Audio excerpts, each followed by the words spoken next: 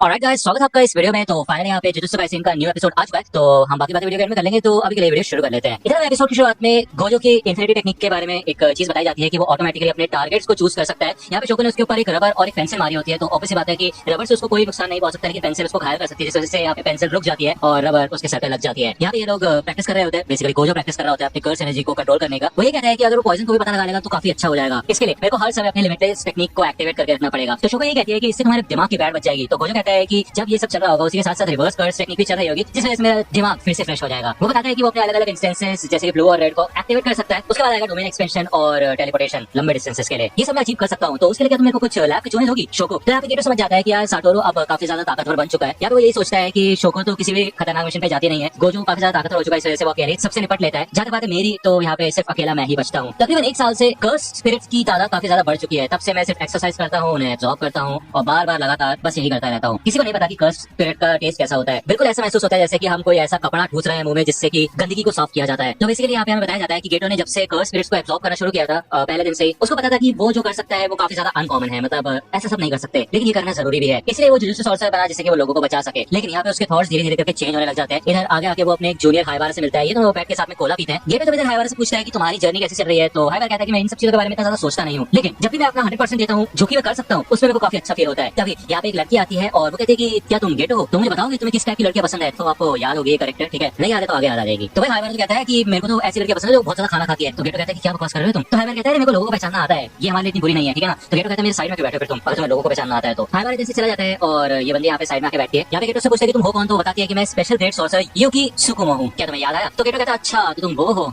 यहाँ पे यूकी काफी ज्यादा एक्साइटेड हो जाती है, कहती है अच्छा तो तुम मेरे को पहचान गए कि क्या कहना है तुम्हारा मेरे बारे में। तो गेटो कहता है हाँ तुम वही स्पेशल ग्रेड सॉर्सर है जो कि कोई भी मिशन पूरा नहीं करती, बस बाहर फॉरन में पड़ी रहती है और कोई काम धंधा नहीं है उसे, है कि नहीं। यूकी बताती है कि मेरे को जुजुत्सु हाई की पॉलिसीज कुछ ज्यादा खास पसंद नहीं है, इस वजह से मेरे को इन मिशंस पे जाना सही नहीं लगता। मैं तो दुनिया को बस बदलना चाहती हूँ। यहाँ पे हम कर्स स्पिरिट्स को हंट करते हैं। मैं एक ऐसी दुनिया बनाना चाहती हूँ जहाँ पे कर्स स्पिरिट्स का कोई वजूद ही ना हो। अब तुम बताओ कि कर्स स्पिरिट्स क्या होता है। तो गेटो बताता है कि जो भी लोगों के अंदर से नेगेटिव कर्स एनर्जी निकलती है उससे ही कर्स स्पिरिट्स का जन्म होता है, जब वो सारे सेंटिमेंट्स सॉलिडिफाई हो जाते हैं। यूकी बताते हैं कि हाँ बहुत बढ़िया। तो इस हिसाब से हमारे पास 2 तरीके होते हैं कि हम इस दुनिया में से कर्स स्पिरिट्स को मिटा सके। पहला तरीका यह है कि हम इंसानों के अंदर से उनकी नेगेटिव एनर्जी को निकाल दे, और दूसरा तरीका यह है कि हम उन्हीं इंसानों को उनकी खुद की कर्स एनर्जी का इस्तेमाल करना सिखा दे। मेरे हिसाब से पहला तरीका काफी कमाल का है। तुम टोजी ज़ेनिन को तो जानते ही हो, पूरी दुनिया में हर इंसान के अंदर थोड़ी बहुत कर्स एनर्जी मौजूद होती है, लेकिन अगर बात करें टोजी की तो वो सिर्फ एक ऐसा इंसान था जिसके अंदर कोई भी कर्स एनर्जी नहीं थी, बिल्कुल जीरो। यही बात उसकी सबसे ज्यादा कमाल की थी। पहले इसके अंदर जीरो कर्स एनर्जी थी, लेकिन वो अपने 5 सेंसेस का इस्तेमाल करके कर्सेस के बारे में पता लगा सकता था। वो एक तरीके से सुपर ह्यूमन था। तो अगर तुम उससे हार भी गए तो कोई चिंता वाली बात नहीं है, ठीक है ना। मैंने उसके साथ काम करने की कोशिश की, लेकिन उसने मेरे को मना कर दिया। तो इस हिसाब से मेरे को दूसरा तरीका अपनाना होगा। ये भी बताती है कि जो जुजुत्सु सॉर्सरर्स होते हैं उनके अंदर से कर्स एनर्जी लीक नहीं करती है, जिस वजह से ये लोग कर्स को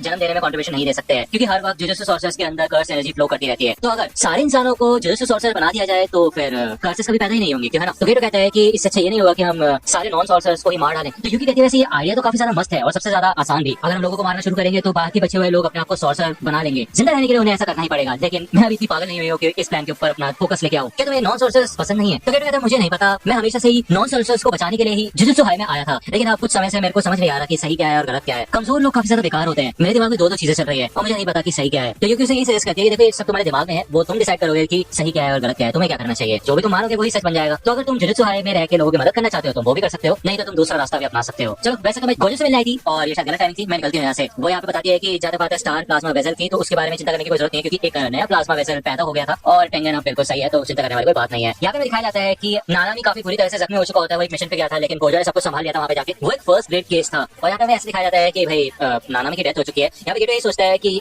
ऐसे मिशन की वजह से एंड में आके अगर ऐसा हुआ कि सिर्फ और सिर्फ उसको अपने दोस्तों की लाशें ही देखनी पड़ी तो वो क्या करेगा, तो क्या फायदा होगा इन सब चीजों का। यहाँ पे गेटो एक जगह पे आता है जहाँ पे 2 लोगों से बताते हैं कि ये 2 बच्चे हैं जिनके अंदर कर्स एनर्जी है और ये एक तरीके से मॉन्स्टर्स है, इन्होंने काफी लोगों की जान ली है, तो हमें इन्हें मार देना चाहिए। इस समय गेटो यहाँ पे एक विलेज होती है और इस पूरे होम टाउन को ये तबाह करके रख देता है। और ये रिपोर्ट जो होती है इसमें लिखा होता है कि 112 लोगों की यहाँ पे डेथ हुई थी। वहाँ पे जो रेसिडेंट्स मौजूद थे उनसे पता चल चुका है कि ये सब गेटो का काम है। तो ये रिपोर्ट देख के भाई गोजो को बिल्कुल भी यकीन नहीं होता, उसे काफी ज्यादा गुस्सा आ रहा होता है। उसे यकीन नहीं होता कि गेटो ऐसा कैसे कर सकता है। यहाँ पे मास्टर यागा गोजो को ये बताता है कि उसने यहाँ तक अपने पेरेंट्स को भी मार दिया, साथ ही साथ उसको पूरा होम टाउन तबाह हो चुका है। ये सुन के भाई गोजो काफी ज्यादा परेशान हो जाता है, भाई उसके पसीने छूट जाते हैं एकदम। वो ये सोचता है कि गेटो ऐसा कैसे कर सकता है। दूसरी बार में दिखाया जाता है कि गेटो इधर शोको से आके मिलता है और शोको कहती है कि अब तुम्हें क्रिमिनल हो ना, तुम मुझसे क्यों मिलने आए हो, क्या काम है तुम्हें। गेटो ये कहता है कि मैं कोई बच्चा नहीं हूँ जो कि मैं सबको मना सकूं, और जो मैंने किया है मैं उससे बिल्कुल एग्री करता हूँ, मेरे को कोई पछतावा नहीं है उस चीज का। तो शोको यहाँ पे गोजो को कांटेक्ट करते हैं। वो ये बताते हैं कि गेटो शिजुकु में ही है। गेटो जब यहाँ से जा रहा होता है तो पीछे से गोजो आता है और उससे पूछता है कि ये तुमने क्यों किया और तुम चाहते क्या हो, प्लीज एक्सप्लेन करो मुझे। तो गेटो बताता है कि तुमने शोको से सुन लिया होगा, उसने बता दिया होगा तुम्हें सब कुछ। तो गोजो कहता है क्या तुम मतलब सारे उन लोगों को मार दोगे जो सॉर्सरर नहीं है, हाँ, यहाँ तक कि अपने पेरेंट्स को भी। तो गेटो कहता है कि हाँ मैं उन्हें कोई स्पेशल ट्रीटमेंट नहीं दे सकता ना। गोजो कहते हैं तुम क्या सारे के सारे नॉन सॉर्सरर्स को मार दोगे और एक ऐसी दुनिया बनाओगे जिसमें सिर्फ और सिर्फ जुजुत्सु सॉर्सरर्स हैं। तुम्हें पता है नहीं, नामुमकिन है यार, ये तुम बिल्कुल नहीं कर सकते। तो गेटो कहता है कि कितने बुरे हो तुम तो कर सकते हो, क्यों है ना गोजो? तुम ऐसे दिखा रहे हो जैसे कि ये करना बिल्कुल नामुमकिन है, लेकिन तुम ऐसा कर सकते हो, क्यों है ना? तुम तो सबसे ज्यादा ताकतवर हो, क्यों है ना गोजो? तो बताओ मुझे, तुम साटोरू गोजो हो इसलिए सबसे ज्यादा ताकतवर हो, या फिर ताकतवर हो इसलिए साटोरू गोजो हो? तो ये सीन तो यार हमें पहले भी फर्स्ट सीजन में दिखाया गया था, इसकी डिटेल हमें अभी दी जा रही है, ठीक है ना? ये तो बताते कि अगर मैं तुम्हारी जगह होता तो ये मेरा बेकार सा आइडिया भी सच में काफी ज्यादा काम का लग रहा होता। इससे मैंने डिसाइड किया कि मैं अपनी जिंदगी अपने हिसाब से जीऊंगा और जो भी मैं कर सकता हूँ वो मैं करूंगा। यहाँ पे गोजो से रोकने की कोशिश करता है, उसके ऊपर अटैक करने की कोशिश करता है, लेकिन गेटो ये कहता है कि अगर तुम मुझे मारना चाहते हो तो तुम मुझे मार सकते हो, इससे कुछ भी बदलेगा नहीं। लेकिन गोजो यहाँ पे उसके ऊपर अटैक नहीं कर पाता है। यहाँ पे बाद में मास्टर यागा आके गोजो से मिलता है और वो ये कहता है कि तुमने उसे जाने के दिया। गोजो इधर यागा से पूछता है कि क्या मैं ताकतवर हूँ, तो यागा कहता है कि हाँ तुम सबसे ज्यादा ताकतवर हो। तो गोजो ये कहता है कि फिर चाहे मैं कितना भी ताकतवर हूँ, अगर सामने वाला बचना ही नहीं चाहता तो मैं उसको बिल्कुल भी नहीं बचा सकता। दूसरा यहाँ पे हमें स्टार रिलीजियस ग्रुप का सीन दिखाया जाता है, जो कि माना जा रहा था कि भाई अब खत्म हो चुका होगा, जिस वजह से यहाँ पे गेटो आके इनसे मिलता है और यहाँ पे वो दोनों बच्चे भी होते हैं जिनको उसने बचाया होता है, जो कि कर्स यूजर्स होती हैं, ठीक है ना? वो यहाँ पे स्टेज पे आता है और वो कहता है कि मुझे माफ करना लेडीज एंड जेंटलमैन, अब ये स्टार रिलीजियस ग्रुप मेरा हो चुका है और मैं इसका नाम भी बदल दूंगा, तो अब से आप लोग मेरी बात मानेंगे। तो यहाँ पे सारे के सारे इन्वेस्टर्स वगैरह होते हैं, ठीक है ना? लेकिन ये सबके सब मना कर देते हैं उसकी बात मानने से, जिसका गेटो कहता है अच्छा ये तो काफी बुरी बात है, तो सोनोरा जी आप प्लीज स्टेज पे आइए ना, आपकी जरूरत है हमें। तो जिसके बाद यहाँ पे वो उसको मसल के रख देता है अपने कर्स से और बैंड बजा देता है, जिससे कि भाई इन सबकी फट जाती है और गेटो कहता है कि मुझे बंदरों से काफी ज्यादा नफरत है, बहुत बुदार बंदर, तो इसलिए मेरी बात मानो। दूसरी यहाँ पे गोजो इधर फुशिगुरो से आके मिलता है, उसे देख के गोजो को उसके पिता टोजी की याद आ जाती है। अब कहते हैं यार ये तो सचमुच की तरह दिखता है। तो गोजो यहाँ पे उसको उसके पिता के बारे में बताता है कि वो ज़ेन फैमिली से हुआ करता था, जो कि एक सोर्सर फैमिली है, लेकिन वो सच में काफी ज्यादा बेकार होते हैं, जिस वजह से तुम्हारे डैड ने तुम्हारी फैमिली को छोड़ दिया और तुम अकेले हो, क्यों है ना? अभी तक तो तुम्हें अपनी कर्स एनर्जी के बारे में पता ही चल चुका होगा। ज़ेन क्लैन को ताकतवर लोग पसंद है, ज्यादातर 4 से 6 साल के बच्चों को अपनी कर्स टेक्निक्स के बारे में पता चल जाता है, जिस वजह से ये कमाल का समय होता है किसी बच्चे को बेचने का। तो तुम्हारे पिता को मैंने